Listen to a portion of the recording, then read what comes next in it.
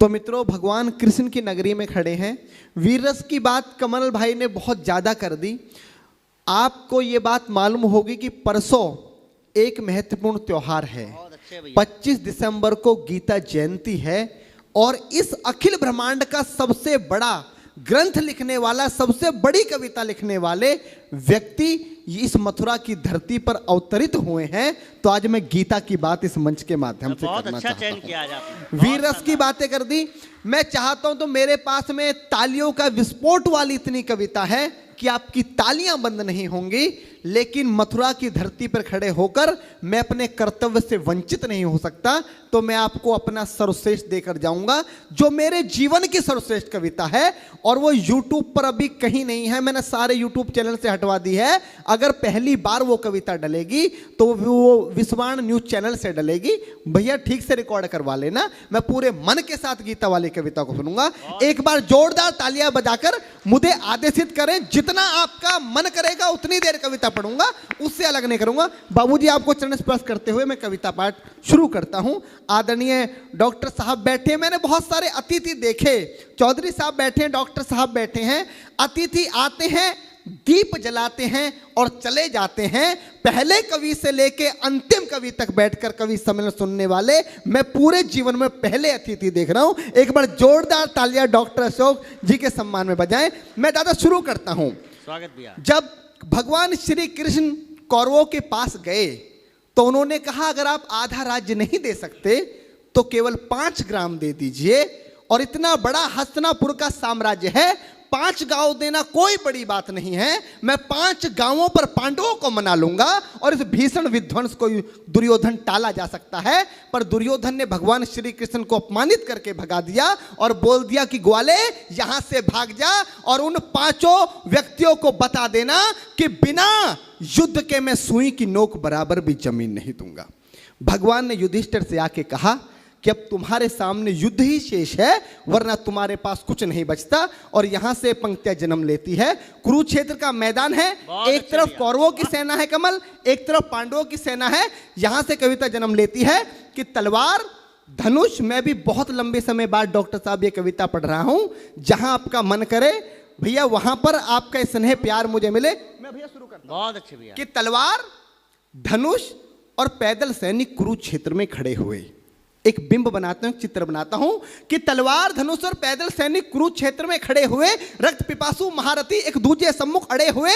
कई लाख सेना के सम्मुख पांडव 5 बिचारे थे। एक तरफ थे योद्धा सब, एक तरफ समय के मारे थे। महासमर की प्रतीक्षा में, महासमर की प्रतीक्षा में सारे ताक रहे थे जी। और पार्थ के रथ को स्वयं केशव हाँक रहे थे जी। बहुत बस इतना आपका प्रेम मिलेगा तो मेरा काम चल जाएगा, क्योंकि जो बड़ी कविता होती है वो तालियों की मोहताज नहीं होती। कि और पार्थ के रथ को स्वयं केशव हाँक रहे थे जी। रणभूमि के सभी नजारे देखने में कुछ खास लगे। माधव ने अर्जुन को देखा, अर्जुन उन्हें उदास लगे। कुरुक्षेत्र का महासमर एक पल में तभी सजा डाला। 5 जन्य उठा कृष्ण ने मुख से लगा बजा डाला। हुआ शंखनाद जैसे ही सबका गर्जन शुरू हुआ। रक्त बिखरना हुआ शुरू और सबका मर्दन शुरू हुआ। कहा कृष्ण ने उठ पार्थ, कहा कृष्ण ने उठ पार्थ और एक आंख को मीच जरा। गांडी पर रख बाणों को, प्रत्यंचा को खींच जरा। और आज दिखा दे रणभूमि में, आज दिखा दे रणभूमि में योद्धा की तासीर। यहाँ इस धरती पर कोई नहीं अर्जुन के जैसा वीर। यहाँ इस धरती पर कोई नहीं अर्जुन के जैसा वीर। यहाँ सुनी बात माधव की तो अर्जुन का चेहरा उतर गया। सुनी बात माधव की तो अर्जुन का चेहरा उतर गया। एक धनुर्धारी की विद्या मानो चूहा उतर गया। बोले पार्थ सुनो कान्हा, बोले पार्थ सुनो कान्हा, जितने ये सम्मुख खड़े हुए हैं हम तो इनसे सीख सीख कर सारे भाई बड़े हुए हैं। इधर खड़े बाबा भीष्म ने मुझको गोद खिलाया है। गुरु द्रोण ने धनुष बाण का सारा ज्ञान सिखाया है। सभी भाई पर प्यार लुटाया कुंती मात हमारी ने, कमी कोई नहीं छोड़ी थी प्रभु माता गांधारी ने। ये जितने गुरुजन खड़े हुए हैं सभी पूजने लायक हैं। माना दुर्योधन दुशासन थोड़े से नालायक हैं। मैं अपराध क्षमा करता हूं, अरे मैं अपराध क्षमा करता हूं। बेशक हम ही छोटे हैं, ये जैसे भी हैं, आखिर माधव सब ताऊ के बेटे हैं। बहुत बहुत आभार कि जैसे भी हैं। बहुत बढ़िया डॉक्टर साहब कि जैसे भी हैं आखिर माधव सब ताऊ के बेटे हैं और छोटे से भूभाग की खातिर हिंसक नहीं बनूंगा मैं। इंद्रप्रस्थ के इतने बड़े राज्य को एक धर्म से भटका हुआ योद्धा अर्जुन एक जमीन का टुकड़ा बताता है और भगवान से कहता है कि छोटे से भूभाग की खातिर हिंसक नहीं बनूंगा मैं, छोटे से भूभाग की खातिर हिंसक नहीं बनूंगा मैं, स्वर्ण ताकर अपने कुल का विध्वंसक नहीं बनूंगा मैं। अरे खून सने हाथों को होता राजभोग अधिकार नहीं, परिवार मारकर गद्दी मिले तो सिंहासन स्वीकार नहीं, परिवार मारकर गद्दी मिले तो सिंहासन स्वीकार नहीं। और रथ पर बैठ गया अर्जुन, रथ पर बैठ गया अर्जुन, मुंह माधव से मोड़ दिया, रथ पर बैठ गया अर्जुन, मुंह माधव से मोड़ दिया, आंखों में आंसू भरकर गांडीव हाथ से छोड़ दिया। बहुत जिंदाबाद दिया। आंखों में आंसू भरकर गांडीव हाथ से छोड़ दिया। गांडीव हाथ से जब छूटा माधव भी कुछ अकुलाए थे। भगवान ने सोचा कि इसने तो बेइज्जती करा दी, इससे अच्छा तो मैं शंखनाद नहीं करता, पर भगवान अपनी बेइज्जती कभी स्वीकार नहीं करते कि गांडीव हाथ से जब छूटा माधव भी कुछ अकुलाए थे। शिष्ट पार्थ पर गर्व हुआ, मन ही मन हर्षाए थे। भगवान ने सोचा इसका सब कुछ जा रहा है, लेकिन ये अब भी परिवार की बात कर रहा है, संस्कार की बात कर रहा है, तो कहीं ना कहीं मेरे संस्कार हैं कि गांडीव हाथ से जब छूटा माधव भी कुछ अकुलाए थे। शिष्य पार्थ पर गर्व हुआ, मन ही मन मुस्काए थे। मन में सोच लिया अर्जुन की बुद्धि ना सड़ने दूंगा, समर भूमि में पार्थ को कमजोर नहीं पड़ने दूंगा। धर्म बचाने की खातिर एक नव अभियान शुरू हुआ। उसके बाद जगत गुरु का गीता ज्ञान शुरू हुआ, उसके बाद जगत गुरु का गीता ज्ञान शुरू हुआ। एक नजर में एक नजर में एक नजर में एक नजर में रणभूमि के कण-कण डोल गए माधव। टकटकी बांधकर देखा अर्जुन, एकदम बोल गए माधव, पार्थ मुझे पहले बतलाते, ए पार्थ मुझे पहले बतलाते, मैं संवाद नहीं करता, पार्थ मुझे पहले बतलाते, मैं संवाद नहीं करता। तुम सारे भाइयों की खातिर कोई विवाद नहीं करता। पांचाली के तन पर लिपटी साड़ी खींच रहे थे वो, दोषी वो भी उतने ही हैं, जबड़ा भींच रहे थे जो। घर की इज्जत तड़प रही, कोई दो टूक नहीं बोले। पौत्र बहू को नगन देखकर गंगा पुत्र नहीं खोले। तुम कायर बनकर बैठे हो, ये पार्थ बड़ी बेशर्मी है। संबंध उन्हीं से निभा रहे जो लोग यहाँ अधर्मी है। हे पांडु के पुत्र, अरे हे पांडु के पुत्र, धर्म का कैसा कर्ज उतारा है। अरे शोले होने थे आंखों में पर बहती जलधारा है। शोले होने थे आंखों में, शोले होने थे आंखों में, शोले होने थे आंखों में, शोले थे होने आंखों में, शोले होने थे आंखों में पर बहती जलधारा है। और गांडीव उठाने में पार्थ, गांडीव उठाने में पार्थ जितनी भी देर यहां होगी, गांडीव उठाने में पार्थ जितनी भी देर यहां होगी, इंद्रप्रस्थ के राजभवन में उतनी अंधेर वहां होगी। वाह, आभार। कविता को समझने वाले लोग बैठे हैं, कम लोग अगर कविता समझने वाले हों तो कवि की सार्थकता होती है।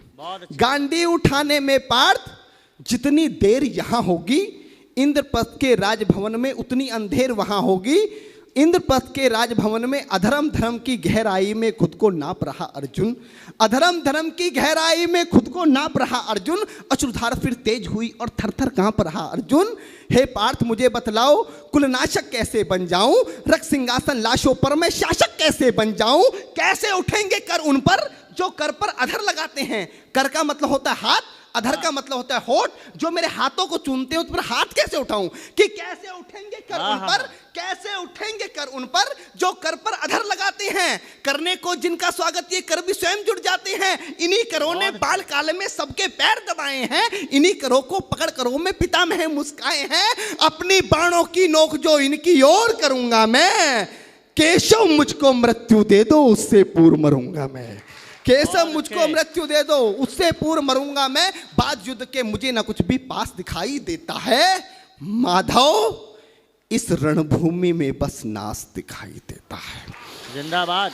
माधव इस रणभूमि में बस नाच दिखाई देता है। बात बहुत भावुक थी किंतु जगत गुरु मुस्काते थे और ज्ञान की गंगा निरंतर चक्रधारी बरसाते थे। जन्म मरण की यहाँ योद्धा बिल्कुल चाह नहीं करते, क्या होगा अंजाम युद्ध का ये परवाह नहीं करते। पार्थ यहाँ कुछ मत सोचो, बस कर्म में ध्यान लगाओ तुम, बाद युद्ध के क्या होगा ये मत अनुमान लगाओ तुम। इस दुनिया के रक्तपात में कोई तो थे साथ नहीं, निज जीवन का करे फैसला नर के बस की बात नहीं। तुम ना जीवन देने वाले नहीं मारने वाले हो, ना जीत तुम्हारे हाथों में तुम नहीं हारने वाले हो। ये जीवन दीपक की भांति यूं ही चलता रहता है, पवन वेग से बुझ जाता है वरना जलता रहता है। मानव वश में शेष नहीं कुछ फिर भी मानव डरता है, मानव वश में शेष नहीं कुछ फिर भी मानव डरता है। वह मरकर भी अमर हुआ जो धर्म की खातिर मरता है, वह मरकर भी अमर हुआ जो धर्म की खातिर मरता है। ना सत्ता सुख से होता है ना सम्मानों से होता है। डॉक्टर साहब अभी यहां पर शहीदों की बात की, दुनिया का सबसे बड़ा सम्मान क्या होता है? पार्थ ने गीता में अर्जुन को बताया कि ना सत्ता सुख से होता है ना सम्मानों से होता है, जीवन का सार सफल केवल बस बलिदानों से होता है। जीवन का सार सफल बेहद बस बलिदानों से होता है और देहदान योद्धा ही करते हैं। जब हमारे सेना के जवान पुलिस के जवान अपनी शहादत देते हैं तो उनको झंडे में लपेट कर लाया जाता है, ये सबसे बड़ा सम्मान है। वही पंक्तियां माधव ने कहा कि ना सत्ता सुख से होता है ना सम्मानों से होता है। मेरे जीवन की डॉक्टर साहब सर्वश्रेष्ठ पंक्तियां दे रहा हूं अपने जीवन की कि ना सत्ता सुख से होता है ना सम्मानों से होता है, जीवन का सार सफल केवल बस बलिदानों से होता है। और देहदान देहदान योद्धा ही करते हैं, देहदान योद्धा ही करते हैं, ना कोई दूजा जाता है। देहदान योद्धा ही करते हैं ना कोई दूजा जाता है। रणभूमि में वीर मरे तो शव भी पूजा जाता है।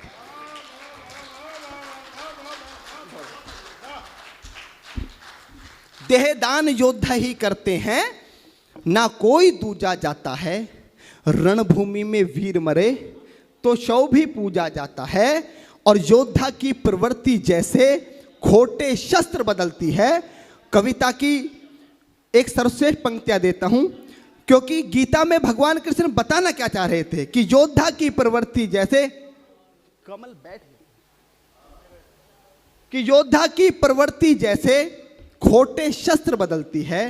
पंक्ति पर आपका ध्यान चाहूंगा कि योद्धा की प्रवृत्ति जैसे खोटे शस्त्र बदलती है, वैसे मानव की दिव्य आत्मा दैहिक वस्त्र बदलती है। बहुत अच्छी बात, बहुत बढ़िया। वैसे मानव की दिव्य आत्मा दैहिक वस्त्र बदलती है। ये मान और सम्मान बताओ, जीवन के अपमान बताओ। उसके बाद अर्जुन कहता है कि ये मान और सम्मान बताओ, जीवन के अपमान बताओ। जीवन मृत्यु क्या है माधव, रण में जीवन दान बताओ। काम क्रोध की बात कही तो मुझको उत्तम काम बताओ।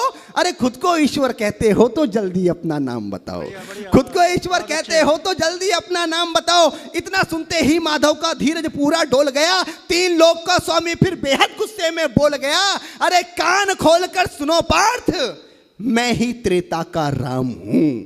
कान खोलकर सुनो पार्थ, मैं ही त्रेता का राम हूं।